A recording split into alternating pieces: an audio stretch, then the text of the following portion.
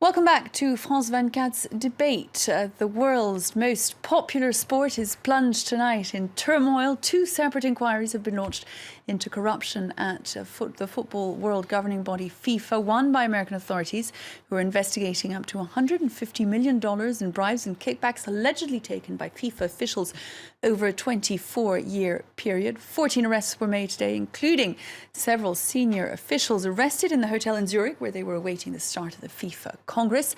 The second investigation, launched by Switzerland today as well, is aimed more specifically at the awarding of the 2018 World Cup to Russia and the 2022 World Cup to Qatar. Tonight, we look at the latest scandal to hit FIFA and look at its likely fallout specifically for this man, Sepp Blatter, who's hoping to be re-elected to a fifth term as the president of FIFA on Friday. Indeed, that was why those officials were gathered in Zurich today ahead of that election.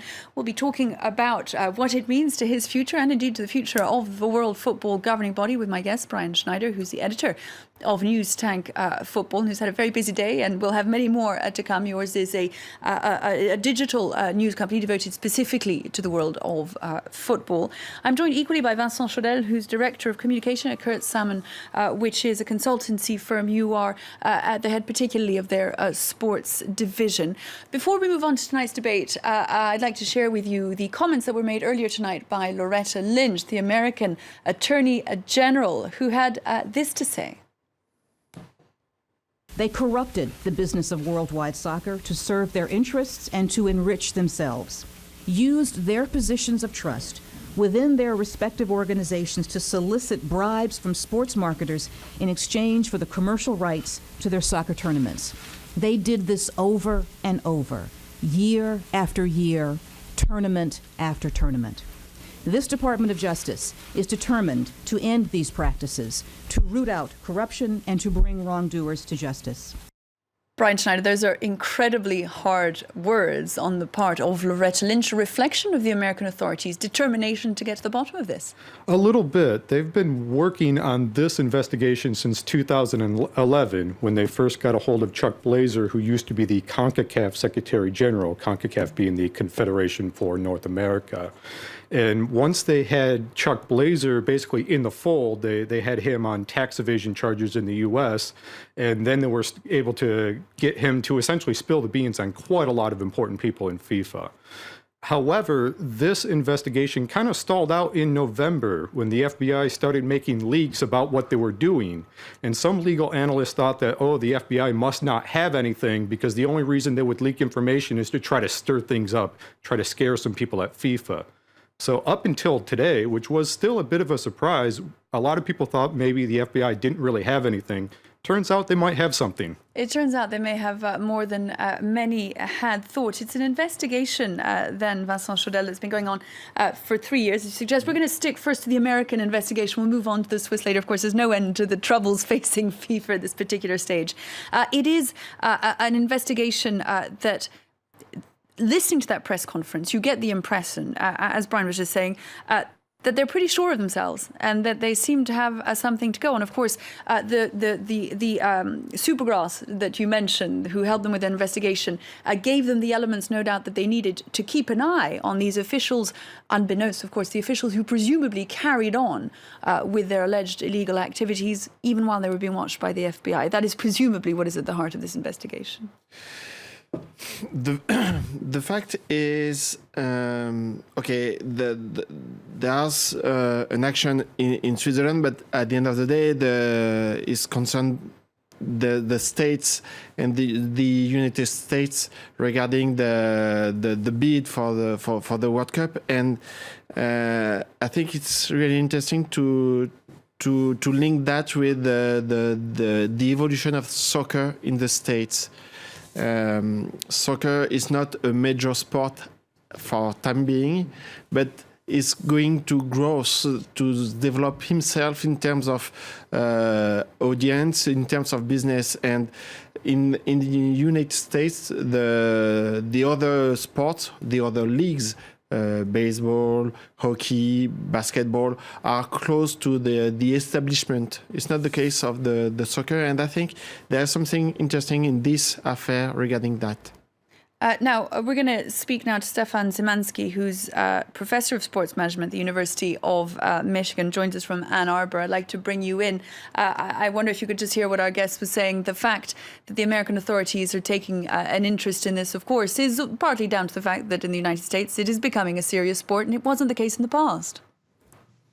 Yeah, that's quite right. I mean, I think certainly in the last 20, 30 years, since the United States hosted the World Cup in 1994, it's become a more popular sport and risen in American consciousness. And certainly there was a lot of enthusiasm about the chance of winning the right to host the World Cup in 2018. So I think, and a lot of disappointment here about the failure. And so I think that does play into part of the American concern. Although I think broadly speaking, again, if you look at the Justice Department indictment, I mean, much of it is actually couched in terms of the benefit to people outside of the United States, the benefit for youth development in the rest of the world, not just the impact on US consumers. I'd like to. We were looking as we were listening to you there, Mr. Szymanski, at live images from the hotel, of course, where those dramatic arrests were made earlier today. Clovis Casali is at FIFA headquarters in Zurich tonight. The result, of course, of this American investigation that we've been talking about today were those arrests this morning, presumably. Bigger surprise to the biggest surprise of all to the officials involved who were hauled out of bed at dawn and arrested. Several of them now resisting extradition to the United States, and yet it seems unlikely they'll escape it. After all, Switzerland has an extradition agreement with the United States. 6 of these top FIFA officials have refused for the time being to be extradited to the United States. And according to Swiss law, well, the US have 40 days to put forward a so-called detailed and formal extradition request to Swiss authorities before a possible transfer of these suspects, of these 6 top FIFA officials. Another one of them has agreed to a so-called simplified extradition, and therefore he could be transferred to the US any minute now, really. It has been an astonishing day here in Zurich with these shock arrests of these top FIFA officials. Arrested took place at dawn. No one expected them, of course.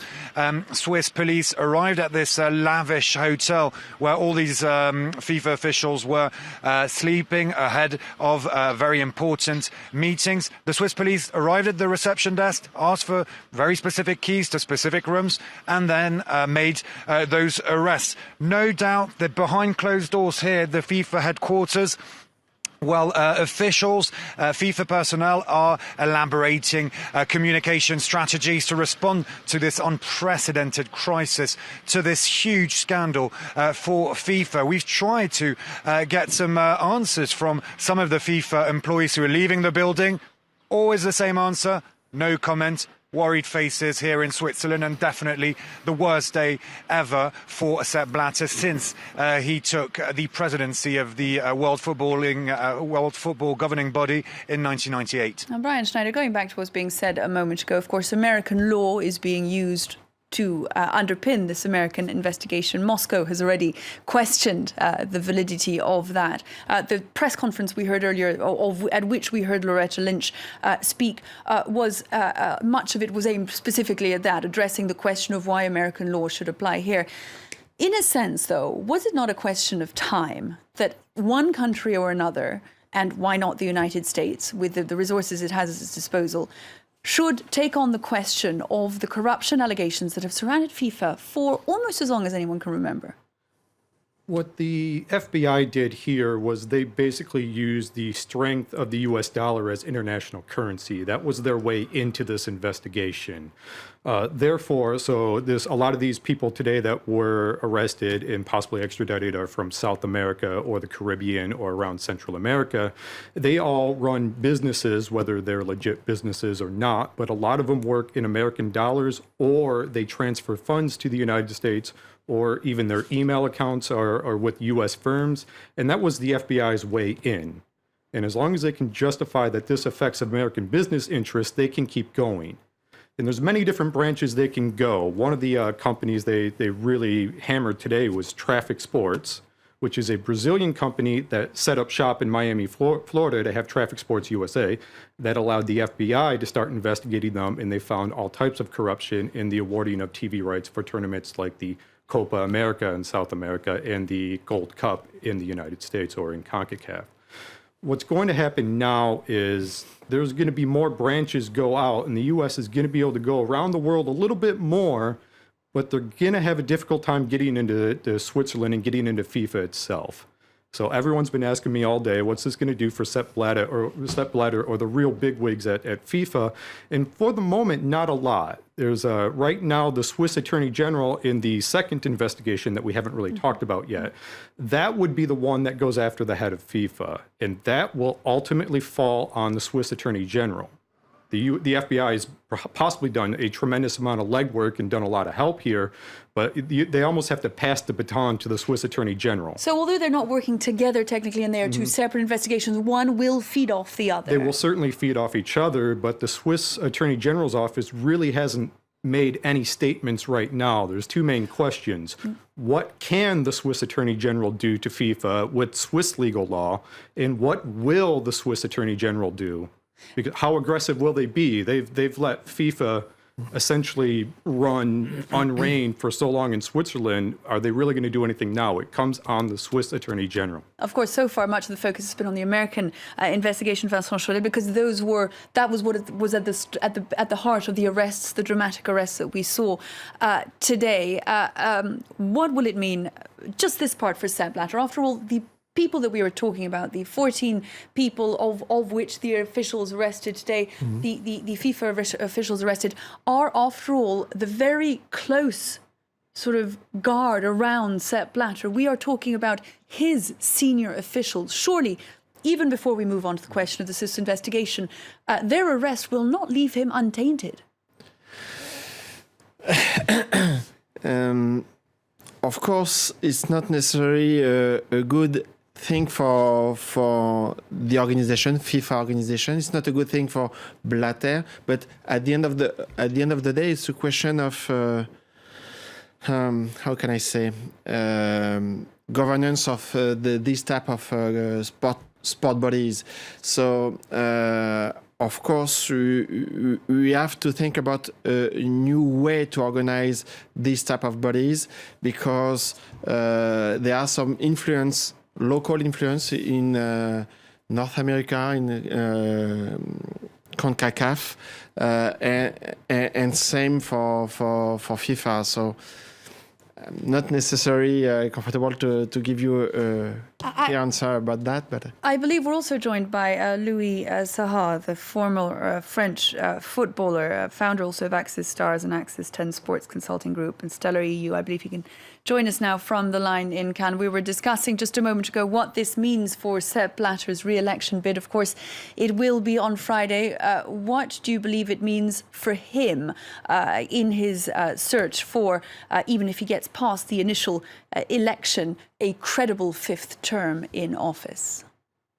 I just think that it is for everybody who is like a fan of football and a true lover of values that bring that sport. It is a real shame, because we are talking about election of FIFA governing body or whatever, and when you know that maybe in a few weeks' time we're talking about the Champions League. We're talking not politics, but we're talking about it's a sport that is being dragged into that motion of talking about corruption or bribe, and that's not saying that it is nice. And all election to see Luis Figo, to see Mr. Van Braag go out of any candidature because they thought everything was not right. It seems like it's just a very very odd situation all the way in terms of voting process. So yeah, those things.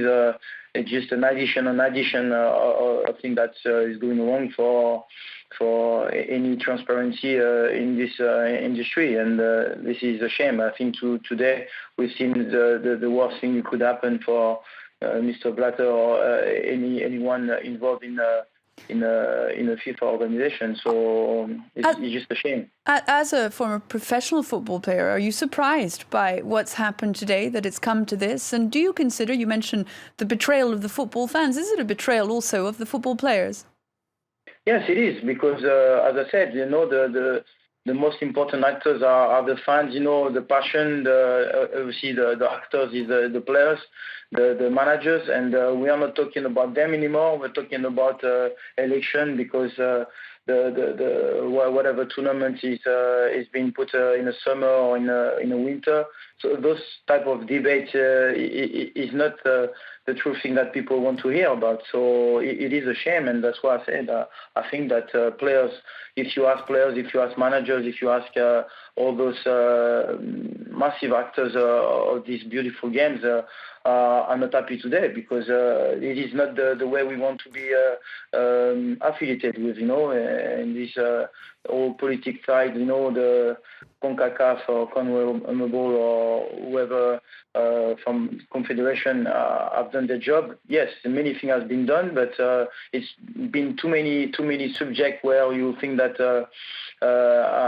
it is wrong for the sport.